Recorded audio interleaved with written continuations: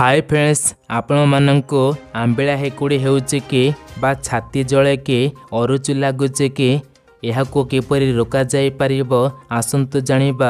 आंबिला हेकुड़ी हेउथिले आपण माने एहाको किपरि रोके परिबे, एहा केउंति पई हेउचे जानिबा पूर्व समस्ते वीडियो को एबे लाइक और चैनल को सब्सक्राइब करी पाखरा आस्थिबा ऑल बेल आइकन दबाई दियंतु।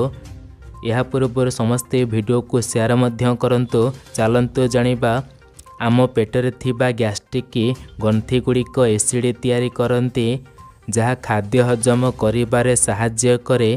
एही गैस्ट्रिक ग्रंथ गुड़िक हजम प्रक्रिया ठारो जदि अधिक एसिड करती तेबे आंबिला हेकुड़ी आसे, छाती जले अरुचि लागे। एहाकू GERD बोली कहा जाए। तेबे एही आंबिला हेकुड़ी काहेकि होए, एहाकू किपरि रोका जाई परिबो आसंतु एने जानिबा विशिष्ट पेट रोग विशेषज्ञ डॉक्टर ज्ञानरंजन राउतंक ठारो। आंबिला हेकुड़ी हेबा एक एपरि रोग जेउथेरे आम पाकस्थली रे थिबा खाद्य किंबा एसिड आम खाद्य नली को आसी थाए, जहा फल रे आम खाद्य नली रे थिबा मुके सेल गुड़िक क्षति पहुँचाए। आम खाद्य नली रे थिबा एही मुके सेल गुड़िक को क्षति पहुँचाले आमे याकू GERD बोली कही थाओ। आम पाकस्थली रे थिबा खाद्य किंबा एसिड अनेक समय रे आम खाद्य नल को उठी जाई थांती। तेबे बहुल मात्रा रे कॉफी सेवन करिबा, मद्यपान एवं धूमपान करिबा आदि GERD रो कारण होई थांती। आउ किछि लोक पेन किलर खाई थांती, तेणु सेमानंक क्षेत्र रे मध्य GERD देखा जाई थाए।